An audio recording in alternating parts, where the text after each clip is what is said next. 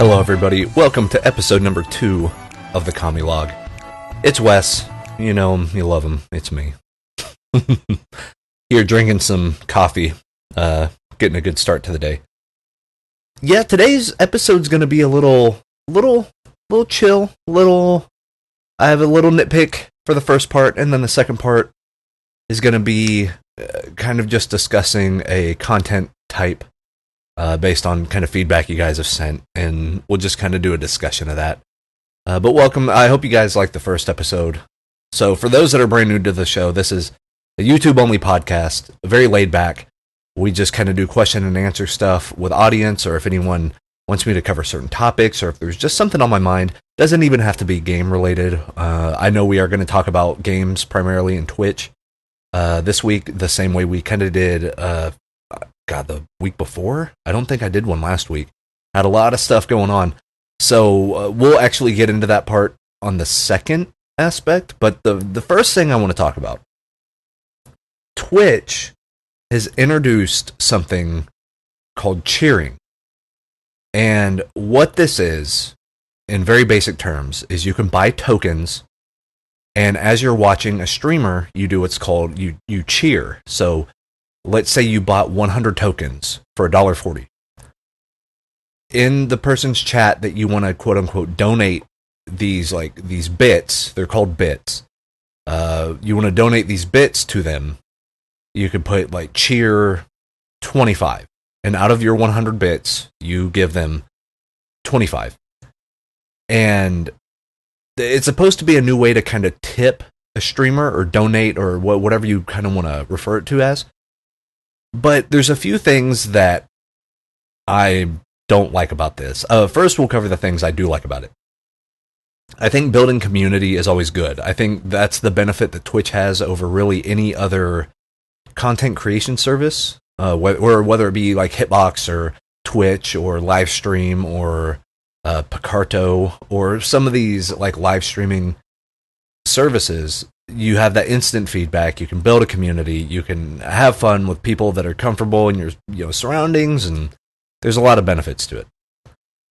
I will say though, that's the part that I like. I like the fact anything that kind of builds a community, I'm into. What I'm not into is people getting carnival swindled. And what I mean by that is, okay, let's say you're a fan of someone on the Hobo Network, for instance. You go to their stream, you buy 100 bits. So you spend $1.40, right? And you get 100 bits. So essentially, what you're doing is you're spending $1.40 so they can get $1, but they actually don't get the full dollar amount.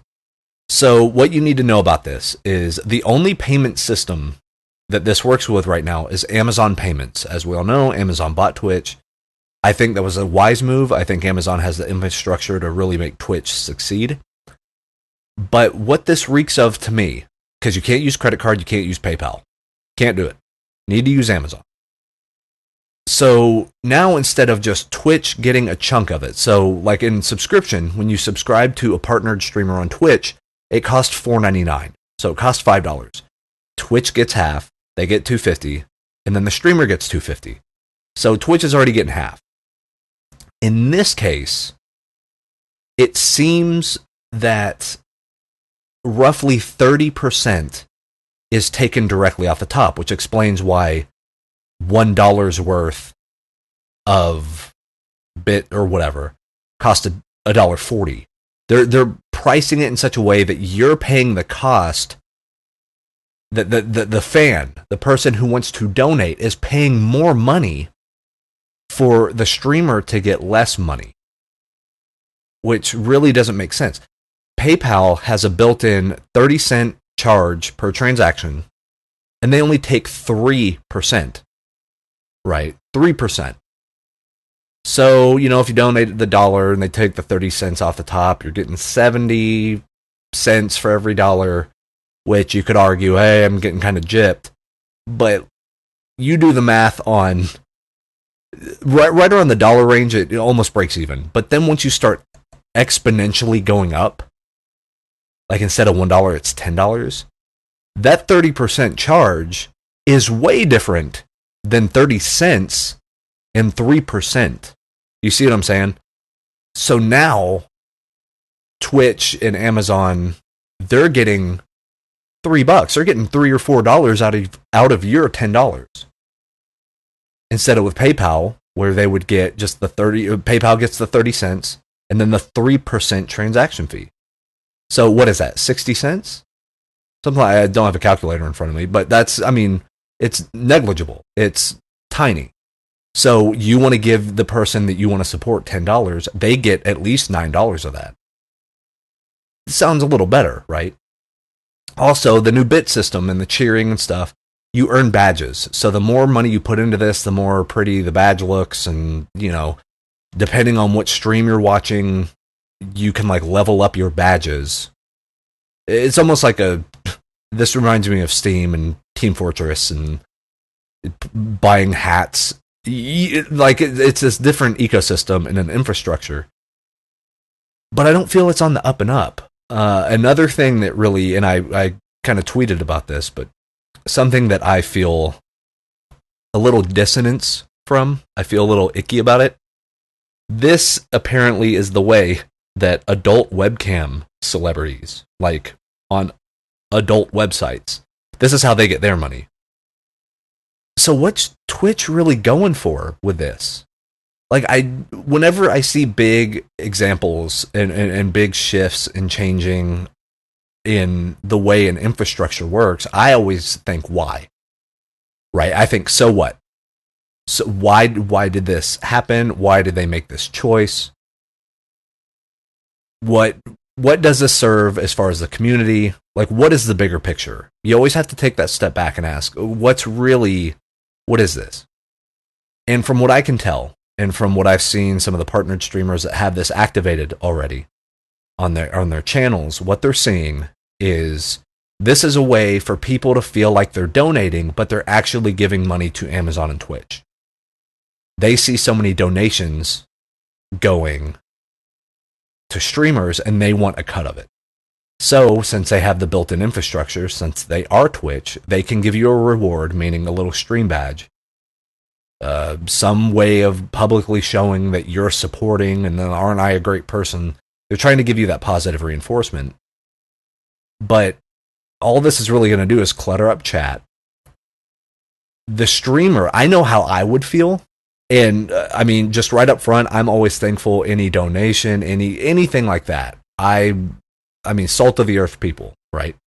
But I would immediately feel bad for the person that just did it because they would think they were giving me $5 and I only see $340 of it, $350 of it. So I feel like they're getting cheated. Not necessarily that I'm getting cheated because, hey, that's $350 more than I had before. But I feel bad that they had to drop that amount of money and then I'm not seeing the same thing. Like, they're not getting what they paid for. Right? And that makes me feel uneasy. And I just don't like that. I understand Twitch, Amazon, businesses got to make money, got to keep those servers active. But there's something off about this. And it's in beta. This could always change. They could do less. They could take out less of a chunk later. They could just shift it around. So this is just based on the news that we have right now. We have the, let's see, it was posted on the 27th, June 27th. We're recording this on the 29th. So this is still brand new. This is just hot off the presses. I think there are less than 100 channels all over Twitch that have this infrastructure built in, that they actually bring it about. But what I worry about, and I've always said this, is there are features they announced 2 years ago that still aren't a standard. Where's our HTML5 players? Where are... Okay, the video on demand service, they kind of have highlights and exporting and things. But they, something I got very excited about, was they would do a 24/7, even if you're offline, you can make a playlist that auto plays. That way, even if you're offline, people can watch your archives without touching a button. They could just go to your channel, keep it on in the background. Things are happening. It still isn't out yet. We haven't heard anything about that. They talked about that either really early this year or like late last year, like October-ish. So there's still some things that Twitch is discussing and still aren't released yet. Yet they're bringing out things like this, which makes me think, and it may not be the case, but makes me think this is more of a Twitch and Amazon want the money grab. They see money changing hands that they don't have a part of. They don't have their hand in that cookie jar, and they want their hand in that cookie jar. But as a content creator, why would I ever want to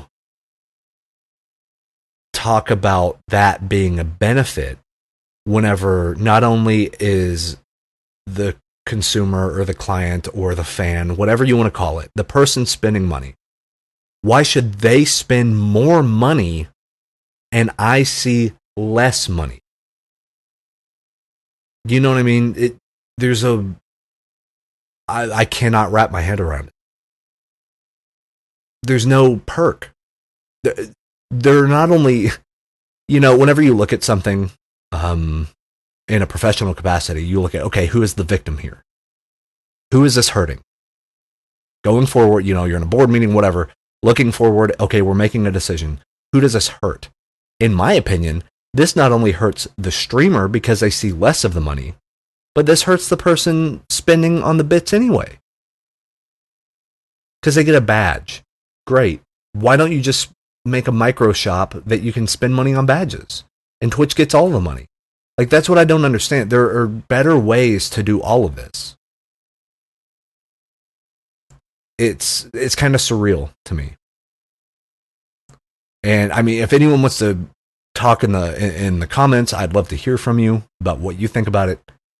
Because I just don't see it. I don't see who benefits from this besides Twitch and Amazon, but even they don't, because then people are less likely to use this because they know they're getting gypped. And it looks bad on them. It looks bad on Amazon. It looks bad on Twitch. You give less incentive to give to the person that you want to support. There's no winner here. Nobody wins. Nobody wins. I don't know. I like whenever people are on the up and up, they get rewarded for their support. The people making content get supported. It's a transaction. It's a mutual transaction. But this feels very, you have someone there in the middle kind of playing, you guys know the telephone game? To where you have a room full of 30 people. So the first person whispers something into their ear, like one sentence, like, the grapes are sour today. And then you just whisper that over and over. And by the time you get to that last person, they're talking about monster trucks. Or, you just get lost in translation. This is what this feels like. That Twitch is trying to pretty this up as a, oh, look at this new community aspect. And it's not. You can see right through it. So I'm not sure where their head's at on this. Because, yeah, I understand wanting to support, wanting to be part of a community, being rewarded for being part of that community. But there are free things like franker phases that you could do. You could go do your, Twitch alerts. Hell, Twitch alerts for donations and PayPals and stuff, they used to take out a chunk. Now they don't take out anything. They're surviving purely on donations because they have so many people using the service because nobody gets a cut of it. You see what I'm saying? Like, you just take out that general PayPal 3% and 30-cent charge on donations. People understand that. Yeah, PayPal's got to make a little bit, but 30%? Game Wisp isn't that bad. You know what I mean? Game Wisp takes out a lot. I know I have a Game Wisp. I enjoy it because it allows people to... It's a great way for me to track who's donated and when they did, and there's some benefits. But with this, you're just putting points out into the ether. They're out in the blackness, and now I have a badge to show for it. Look how cool I am. I gave you money. this is setting a really dangerous precedent, I think. And I don't dig it. I don't understand. I wouldn't, even if this was applicable to every channel, not even just the few selected partner channels that they're beta testing with, but if this was for everybody, I still wouldn't tell people to do it. I'd be like, please don't. I will make you a little badge. I will draw you one in Photoshop if you don't use the service. Because I would see more money from PayPal. You would actually be paying for the thing that you think you're paying for. It's more honest. It's more honest. If someone wants to donate $1, they shouldn't have to spend $1.40.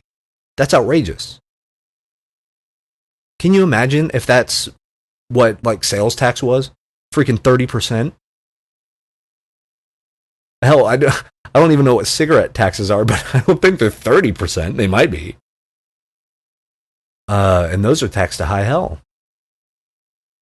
I just don't get it. I don't know who this is supposed to serve. I don't know how this made it past a board. I don't know. There has to be something else. There has to be something else. I just don't understand it. I appreciate people who want to support creators. They should be able to do it on their terms, with their money. It doesn't matter if it's $1 or $1,000. The point still stands that they want to donate because they appreciate the value they have been given. They appreciate that this person is dedicating their time.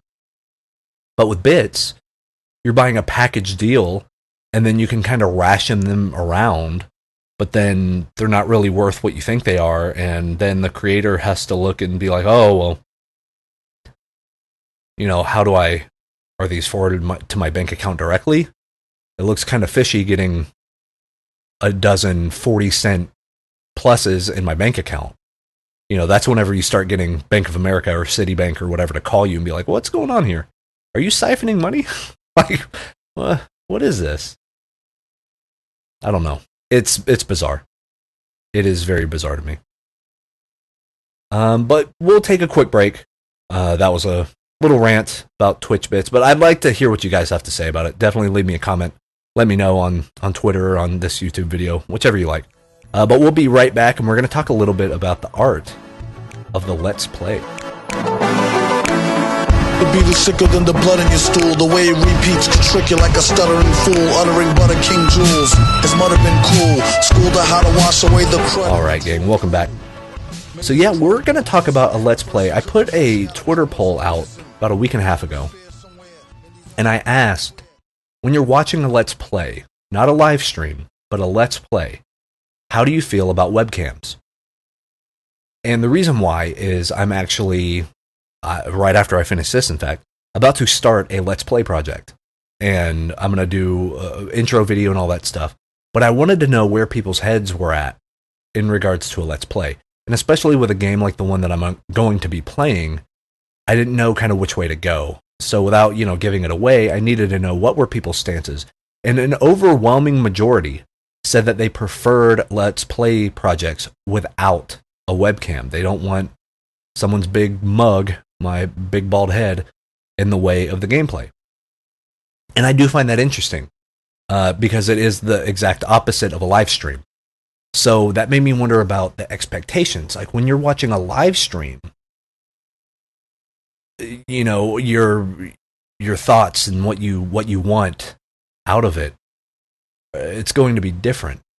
And you want that dynamic kind of, that chaos almost. You want to see the video and how are they reacting to what's happening. And, one of my more popular streams was my Outlast stream, the horror game. So people could see me scream and jump. And I think that's where the webcam really comes into play, because then you get that human emotion and that reaction and that instant, satisfaction of a scary thing happened. Did he jump because I did? Or, I saw the streamer jump and it scared me too. Now we have that connection. Or, haha, that guy's an idiot. He jumped. I didn't. That guy's a loser. Whatever it takes to work, right? You're working the crowd. So whatever it takes to get that kind of emphasis and that understanding and connection with the audience, whether it's good or bad, or just as long as you have one, that's the benefit. But with a Let's Play, it becomes more about the game, and I can kind of appreciate that. I love building community and things like that, but with a Let's Play, it seems like you just have a commentary track giving little small bits of input while you're watching and forming an opinion about a game. And I think that's an interesting nuance. I think there's something to that, and I'm excited to get started with a Let's Play project. And one of the main reasons why, nothing is really set in stone yet. I mean, it is. I've accepted a job offer. It is it has to go to a board committee meeting. I have to go to the board, present my case, please hire me, that type of stuff. But apparently it's a 100% success rate. If you're asked to go speak in front of the board, you're in.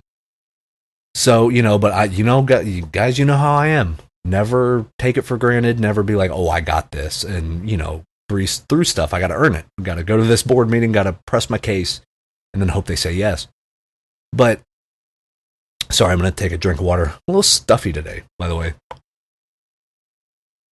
I don't know if my voice is a little more bassy than normal. But I have accepted a job offer. I will be working full time. This is a salaried position. I can talk more about it once it's official.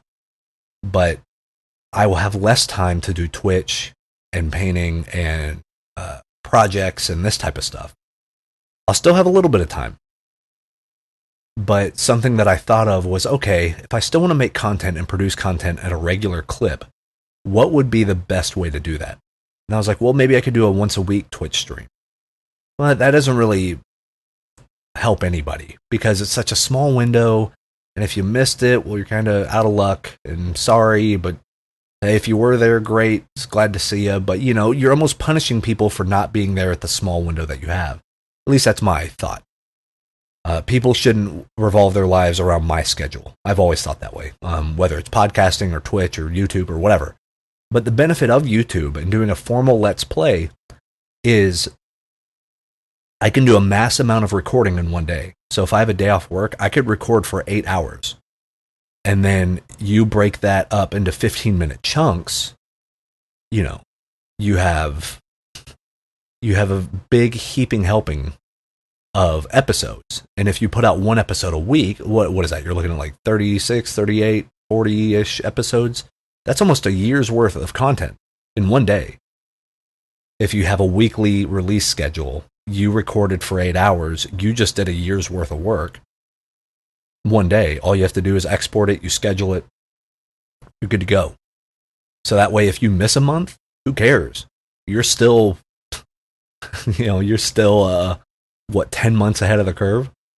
You got people entertained. They can then know, oh, I want to be there the moment that video hits on Thursdays at 9 p.m. or whatever. You set your schedule, you schedule all the videos.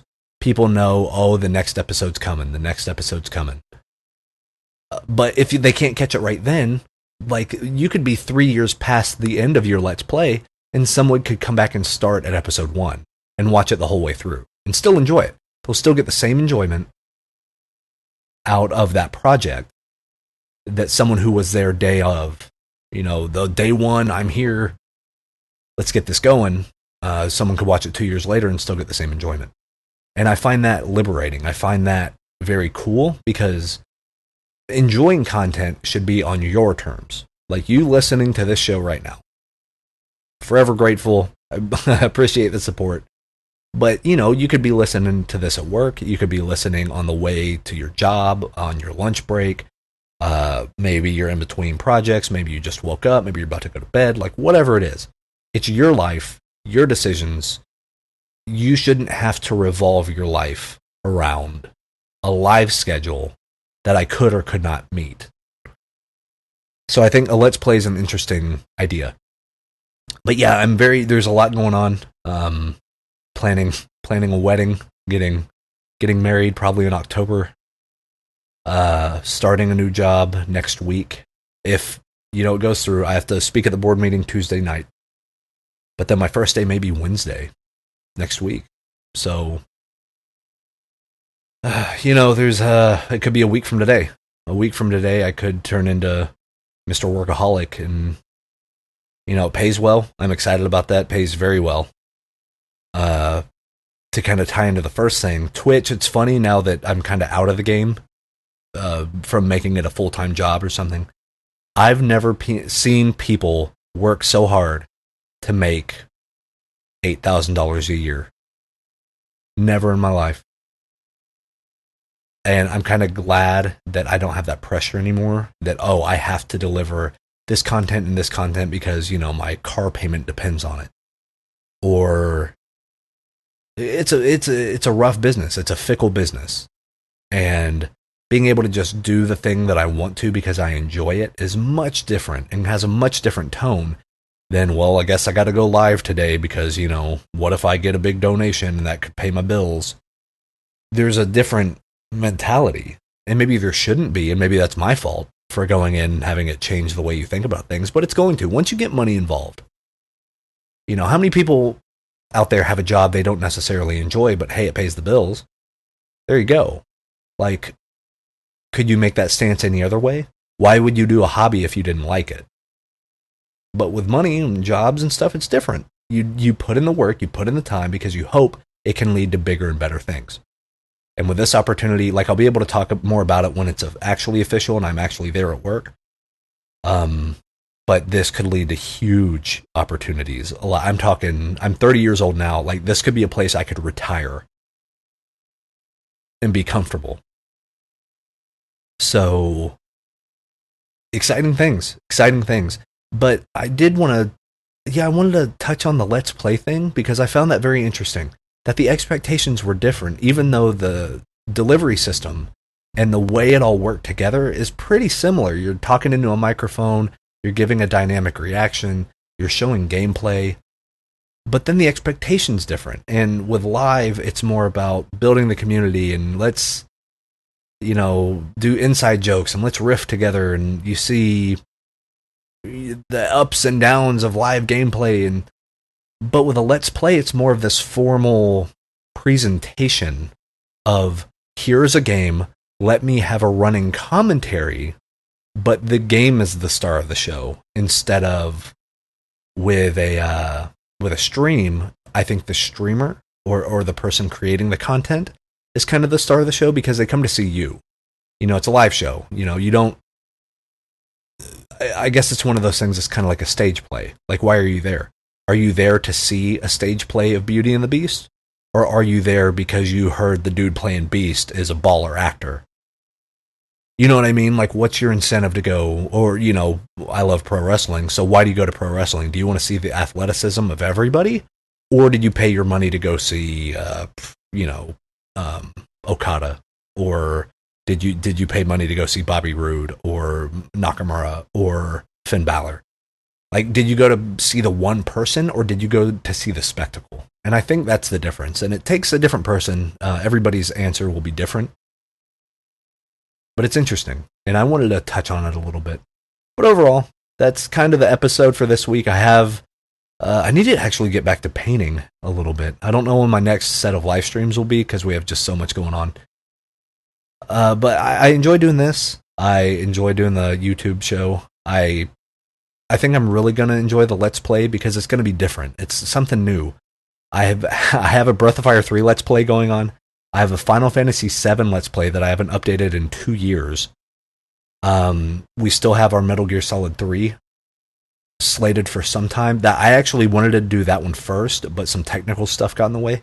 So I need to figure out kind of what I want to do on that regard. I thought one thing, and then it didn't quite pan out. I have the tools to do it, but it's not going to be exactly the way I wanted. I advertised it 1080p 60 frames a second, and I want to give you 1080p 60 frames a second. But the way I have stuff set up, that may not happen. So yeah, like I kind of look at what I have and make my way there. But overall, I think this Let's Play is going to be a good experience. I think I love my Breath of Fire 3 one I'm doing. I still plan on recording more of those. My Final Fantasy 7 one, my save got deleted and I was about 4 or 5 hours in. So I just have to replay up to the point. But now I can record it and it's in better quality, which is great because I think at the time I was recording in 480p, standard definition. Now I can do it in high def. Now I can do it in 1080, make it look good. I have better mic. I just know more now, which is good. But I think that's why this Let's Play project is going to be a lot of fun. I do plan on making the first kind of intro video today, and then probably starting next week, you're going to start getting some Let's Play episodes. But yeah, that's up with me. Let me know what's up with you guys. Hit me up on Twitter, twitter.com/KamiDeHobo. Leave some comments here. Of course, you can go onto the forums, KamiDeHobo.com. Some forums, you can be there 24/7. I know our boy Vamp, Vampiric Warrior, he's making a Magic the Gathering tutorial series. So that'll be something to look out for. Simply because I think he has a pure love for that game. And I love seeing people make things for things that they love, because that passion is influential and it can really add something to it. So I'm looking forward to that, and you guys should be too. But that's at KamiDeHobo.com. But yeah, hit me up. Let me know what you guys think about the show, and I will see you guys next time. Peace. Crack, whoever start to smoke and come back, quit or catch a heart attack up in some bum shack, sharper than a thumbtack. His body was a temple made of chemicals to the dimple. To him still it wasn't so simple. Kept his right and left hand beefing, one knocking teeth in, one knocking teeth in, one knocking teeth in, one knocking teeth in.